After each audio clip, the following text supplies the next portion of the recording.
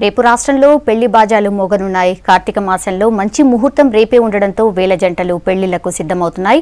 రేపు ఒక్కరోజే వేలాది పెళ్లిళ్లు జరుగుతున్నాయి. దీనికి సంబంధించి మనతో మాట్లాడడానికి స్టూడియోలో ఆయోజితుల రఘురామ్ శర్మ గారు మనతో పాటు ఉన్నారు. శర్మ గారు నమస్కారం అండి.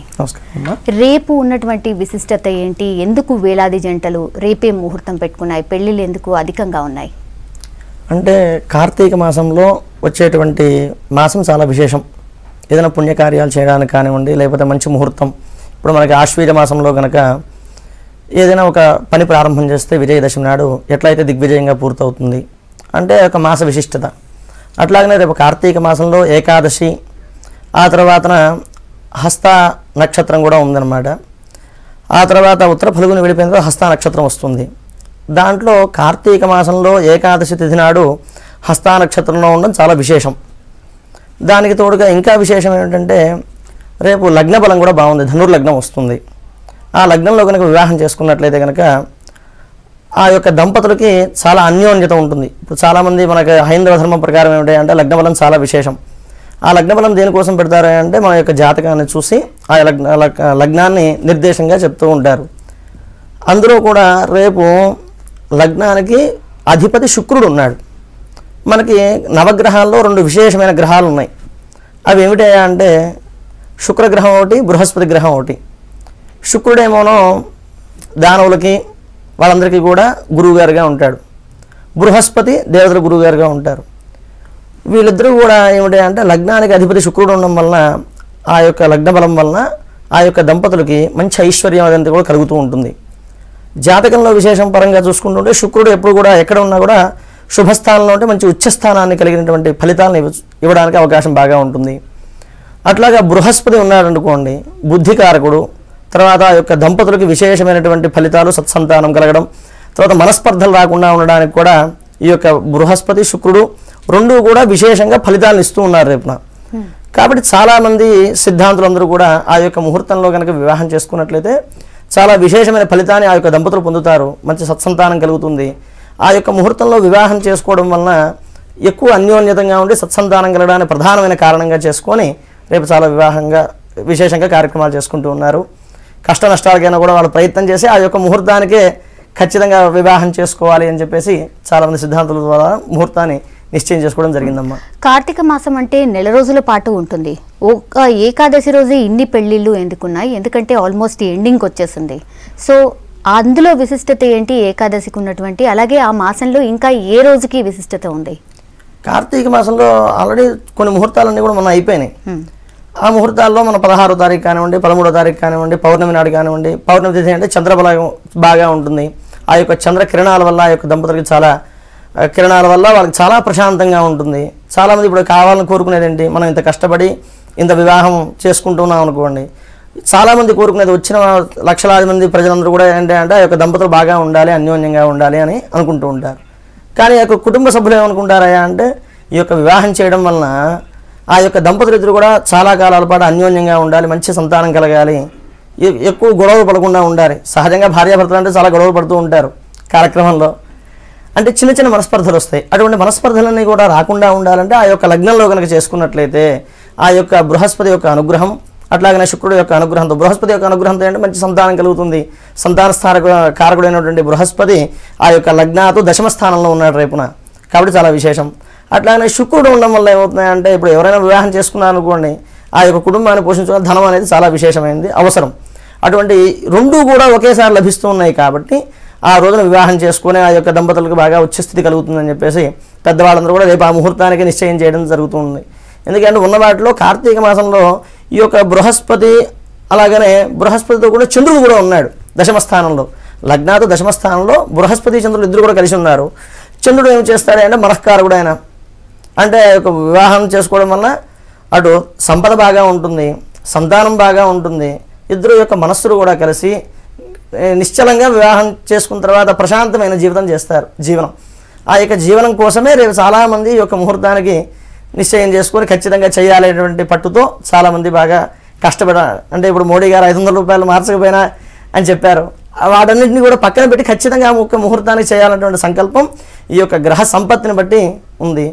అట్లాగనే ఇలాగా గురుడు చంద్రుడు ఇద్దరు కూడా కలిసి ఉండడానికి కూడా దాన్ని గజకేసర యోగం అంటారు. గజకేసర యోగం ఉందనుకోండి, ఆ గజకేసర యోగం ద్వారా అనేకమైన శుభ ఫలితాలు పొందుతూ ఉంటారు. ఆ యొక్క యోగం పడితే వస్తుంది. అట్లా మనం ఏదైనా ఒక కార్యక్రమం ప్రారంభం చేశామనుకోండమ్మా, ఆ యొక్క కార్యక్రమం కొంత దూరం వెళ్ళిన తర్వాత మనకు బుద్ధి పరంగా కానివ్వండి, శారీరక పరంగా కానివ్వండి విడిచిపెట్టేటువంటి అవకాశాలు చాలా ఉంటాయి. కానీ అటువంటి యోగం కూడా తోడైందనుకోండి, ఆ యొక్క కార్యక్రమాన్ని చివరి వరకు కూడా ఆజన్మాంతం కూడా పరిపూర్ణంగా వాళ్ళు అనుభవించడానికి అవకాశం బాగా ఉంటుంది. అట్లాగే ఈ యొక్క ముహూర్తానికి చాలామందికి అక్షరాభ్యాసాలు చేసేటువంటి మంచి శుభ సమయం కూడా. అట్లాగే ఇప్పుడు మనకి బాసర క్షేత్రం ఉంది, రేపు లక్షలాదిగా అక్కడికి వెళ్ళి బాసర సరస్వతి వారి క్షేత్రంలో అక్షరాభ్యాసాలు చేస్తూ ఉంటారు. అంటే ప్రతి సంవత్సరం కార్తీక మాసంలో ఏకాదశి వస్తూ ఉంటుంది, కానీ లగ్న బంధం అనేది ఈసారి వచ్చినటువంటి స్పెషాలిటీ అంటారా? ఇది ఎన్నేళ్లకోసారి వస్తూ ఉంటుంది ఇలా? అంటే సుమారుగా పుష్కర కాలానికి ఒకసారి వస్తూ ఉంటుందమ్మా. ఇప్పుడు మనకి కృష్ణ పుష్కరాలు అవి దాటిపోయినాయి. ఈ పుష్కరాలు అయిన తర్వాత ఇప్పుడు అన్ని రాశుల్లో నుంచి రవి మారుతూ ఉంటాడు. అట్లాగా మారుతూ ఉన్నప్పుడు కూడా ఎప్పుడో చాలా తక్కువ మందికి దొరుకుతుంది. ఇప్పుడంటే మన కార్తీక మాసంలో లక్ష సోమవారం అనేటువంటి ఒక తిథి వచ్చింది. అది ఎప్పుడు వస్తుంది అంటే అట్లాగా 50 సంవత్సరాలకు 60 సంవత్సరాలకు ఒక్కసారి ఆ రోజున నక్షత్రము వారము అన్ని యోగాలు కూడా ఉంటాయి ప్రతి పంచాంగానికి కూడా. అంటే తిథి వార నక్షత్ర యోగ కరణాలను వింటూ ఉంటాం మనం అన్నీ కూడా. అవన్నీ కూడా కలిసి రావాలి. ఆ తర్వాత ఎవరైతే ఆ యొక్క కార్యక్రమం చేసుకుందామని సంకల్పం చేసి ఉంటారో వాళ్ళకి గ్రహ సంపత్తి బాగుండాలి. ఇప్పుడు చాలామందికి జన్మతార మిత్రతార ఇట్లా అనుకుంటూ ఉంటాం. జన్మ సంపత్తు విపత్తు క్షేమ ప్రత్యేక సాధ నైన ఇలాగ తారలు ఉంటాయి. ఆ యొక్క తారాబలాన్ని అనుసరించి కూడా పెడుతూ ఉండాలి. ఇప్పుడు మీ యొక్క నక్షత్రానికి ఎవరన్నా ఉన్నారనుకోండి, వాళ్ళు సంకల్పం చేసి ఉంటారు, కానీ ఆ యొక్క నక్షత్రానికి తారాబలం కుదరదు. అటువంటి తారాబలం కుదరన్న సందర్భంలో చాలామంది తక్కువగా అవుతుంది. కుదరని వాళ్ళు ఉంటారు చాలామంది, ఆ యొక్క తారాబలం కుదరదు. దానివల్ల ఏమవుతుంది, దానికి ఏమైనా ప్రత్యామ్నాయంగా మనం దానమది చేసుకొని ఆ యొక్క సందర్భంలో ఈ యొక్క కార్యక్రమం కనుక చేసుకున్నట్లయితే ఆ యొక్క గ్రహాల అనుకూలత బాగా ఉంటుంది.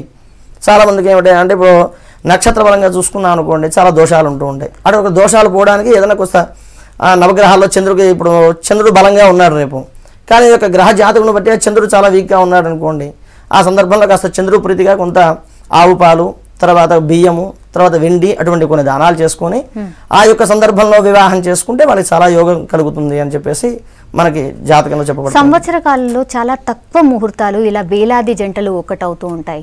సో రేపటి ఏకాదశి కావచ్చు, లేకపోతే మిగతావి సంవత్సరంలో వచ్చే బలాలు ఏవైతే ఉంటాయో చాలా తక్కువ రోజులలో ఎక్కువ జంటలు ఒకటవుతుంటాయి. మేజర్ రీజన్ ఏంటి? ఏముంటే అలా ఎక్కువ పెళ్ళిళ్ళు జరుగుతుంటాయి ఆ పర్టికులర్ డే? అంటే ప్రతి ఒక్క జాతకంలో ఉండేటువంటి విశిష్టత ఏమిటంటే ప్రతి జాతకంలో ప్రతి ఒక్క లగ్నానికి కూడా చంద్రబలం బాగా ఉండాలి. అంటే మనం ఏ ముహూర్తం పెట్టుకుని చంద్రుడు యొక్క బలం బాగా ఉండాలి. చంద్రుడి బలం బాగా ఉండాలంటే మన ఆంధ్రదేశంలో ఇప్పుడు కూడా అంతా కూడా రాత్రిపూట మాత్రం వివాహాలు జరుగుతూ ఉంటాయి. రాత్రిపూట అలా వివాహాలు జరుగుతూ ఉన్నాయనుకోండి, చంద్రుడి యొక్క బలం బాగా ఉంటుంది. అట్లానే మనం తమిళనాడు దక్షిణాదికి వెళ్తూ ఉంటాం, వాళ్ళు సౌరమానం ప్రకారంగా ఉన్నాం. అంటే మన సిద్ధాంతం, మనం ఆచరించేటువంటి సిద్ధాంతంలో సో మన తెలుగు రాష్ట్రాల్లో మాత్రమే ఈ ఏకాదశి రోజు ఇన్ని పెళ్లిళ్ళు అవుతున్నాయి. మిగతా రాష్ట్రాల్లో అవుతాయా ఇట్లాగే? మిగతా రాష్ట్రాల్లో ఉండదమ్మా. ఓకే. ఎందువలన అంటే మనకి మిగతా రాష్ట్రాల్లో అనుకోండి వాళ్ళు సౌరమానం ప్రకారంగా వెళ్తూ ఉంటారు.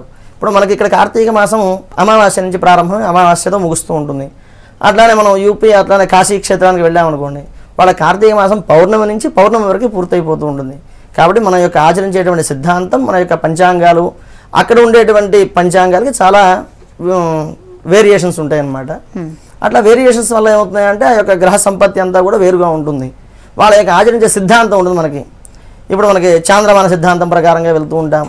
అదే మిగతా వాళ్ళు అనుకోండి సౌరమానం ప్రకారంగా వెళ్తూ ఉంటారు. సౌరమానానికి చాంద్రమానానికి చాలా వేరియేషన్స్ ఉంటాయన్నమాట.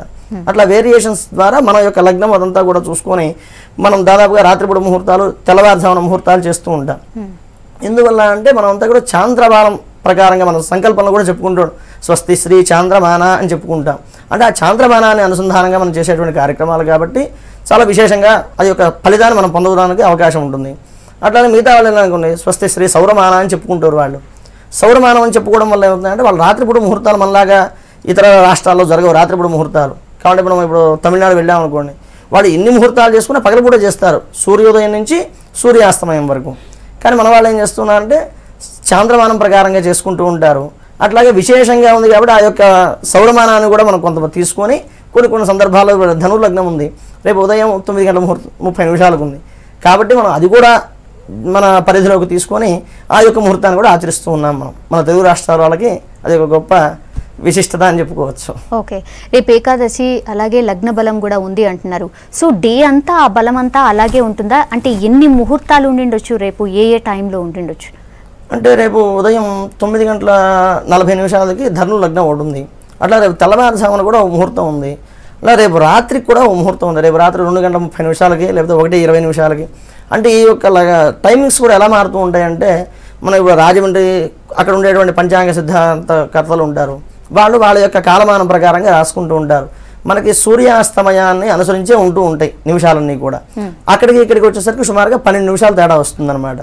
తద్వారా ఏమవుతుందంటే, మనం పంచాంగ ముహూర్తం రాసేటప్పుడు అక్కడ యొక్క సూర్యాస్తమయం ఏ సందర్భంలో ఉందో, ఇక్కడ సూర్యాస్తమయం ఎన్ని గంటలకు ఉందో దాన్ని ప్రామాణికంగా తీసుకొని ఆ యొక్క లగ్నాన్ని ఈ లగ్నంలో చేస్తే కనుక ఆ యొక్క వివాహం విశేషంగా వృద్ధి చెందుతుందని రాస్తూ ఉంటారు. కాబట్టి అన్ని ముహూర్తాలు ఇప్పుడు మనం హైదరాబాద్లో 12 గంటలకు చేస్తున్నాం కదా, రాజమండ్రిలో 12 గంటలకు చేయాలనే సిద్ధాంతం ఉండదు. అంటే కాలక్రమంలో మనకి సూర్య అనుసంధానంగా మారుతూ ఉంటాయి కాబట్టి లగ్నం అనేది మారుతూ ఉంటుంది సహజంగా. ఆ మారినటువంటి లగ్నంలో టైమింగ్స్ కూడా మారుతూ ఉంటాయి. ఓకే, పేరుని బట్టి ముహూర్తాలు ఉంటాయి, అలాగే జాతకాలని బట్టి ముహూర్తాలు మారుతూ ఉంటాయి.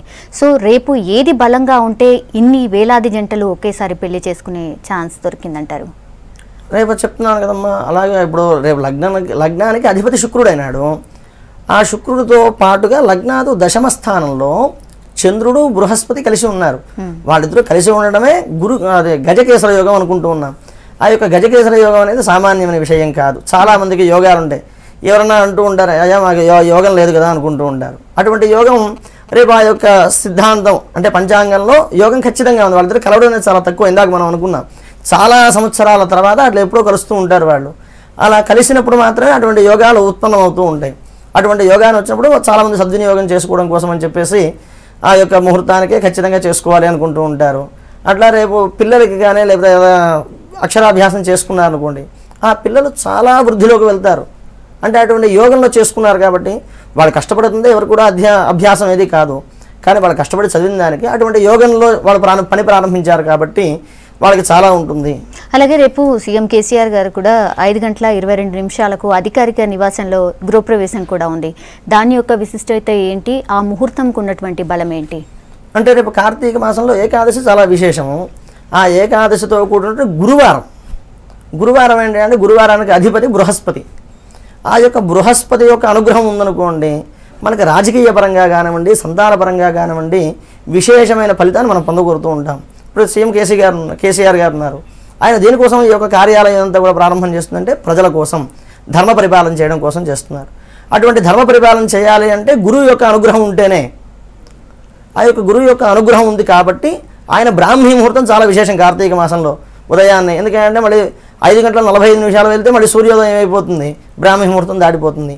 కాబట్టి గురువారం నాడు ఏకాదశి కావడం చాలా విశేషం. కాబట్టి ఆ బ్రాహ్మీ ముహూర్తాన్ని ఆయన యొక్క లగ్నానిగా తీసుకొని అందరికీ కూడా మంచి చేకూరాలని చెప్పేసి ఆ యొక్క ముహూర్తాన్ని నిర్దేశం చేసుకోవడం జరిగి ఉంటుంది. ఈ మధ్య కాలంలో ఇలాంటి ముహూర్తం ఏమైనా వచ్చిందా? ఇటువంటి కాలంలో ఈ సంవత్సరం మొత్తం మీద కూడా ఇటువంటి లగ్నం అయితే, ఇటువంటి ముహూర్తం అయితే ఇంతవరకు రాలేదమ్మా. ఎందుకంటే మనం అనుకున్నట్టుగానే ఈ యొక్క ముహూర్తానికి గురు చంద్రులు ఇద్దరు కలిసి ఉన్నారు. వాళ్ళిద్దరు కూడా కలవడం అనేది ఇప్పుడు మనం ఇందాక అనుకున్నట్టుగా ఎప్పుడో పుష్కరకాలం మాత్రమే సాధ్యపడుతూ ఉంటుంది అది. అట్లాగే ఈ సంవత్సరం అంతా కూడా చాలా విశేషంగా అనేక పుణ్యతిథులు వస్తూ ఉన్నాయి. కృతికా నక్షత్రంతో కూడిన కార్తీక మాసం వచ్చింది. ఆ రోజుగా చాలా ముహూర్తాలు జరుగుతూ ఉంటాయి. కానీ ఈ యొక్క గురుచంద్రుడు కలవడం ప్రధానమైన విషయం. అట్లానే లగ్నంలో శుక్రుడు ఉన్నాడు. లగ్నంలో శుక్రుడు ఉన్నాడు ఇందాక చెప్పుకున్నట్టుగా శుక్రుడు ఎప్పుడు కూడా రాజ్యాధిపతి అన్నమాట. ఆయన అంటే చాలామంది సంపదలు ఇస్తాడు, ఇహమైనటువంటి సుఖాలను ఇస్తూ ఉంటాడు, ఐశ్వర్యాన్ని ప్రసాదిస్తాడు. అట్లాగా శుక్రుడు యొక్క బలం బాగా ఉండడం చేతన అటువంటి దంపతులు ఏకమైనారనుకోండి, వాళ్ళకి విశేషమైన ఫలితాలు ఉంటాయి. అట్లాగా లగ్నాతో దశమ స్థానంలో గురుచంద్రుడు ఎదురు కలిసి ఉండడం చాలా విశేషం. ఈ యొక్క లగ్నానికి చాలామంది ఖచ్చితంగా చేసుకోవాలని సంకల్పం చేయడానికి ఇదే ప్రధానమైన కారణం. ఇట్లా కనుక చేసుకున్నట్లయితే వాళ్ళకి సత్సంతానం కలుగుతుంది, అదే ప్రధానమైన విషయం. ఇప్పుడు ఎవరైనా వివాహం చేసుకున్న తర్వాత మనస్సు ప్రశాంతంగా ఉండాలి దంపతులు ఇద్దరు కూడా సుముహూర్తానికి. అట్లాగా మంచి సంతానం కలగాలి. ఈ రెండూ కూడా ఆ యొక్క గురుచంద్రుల వల్ల వాళ్ళు పొందుతారు. కాబట్టి ఈ యొక్క లగ్నానికి అంత విశిష్టత. అందులో ఏకాదశి అంటే మనకు పురాణాల ప్రకారంగా కూడా చాలా విశేషం. ఏకాదశి నాడు విష్ణుమూర్తికి కూడా చాలా ప్రీతికరమైనటువంటిది. కార్తీక మాసం అవడం ఒక విశేషం, అట్లా ఏకాదశి తేవడం విష్ణుమూర్తికి చాలా ప్రీతికరం.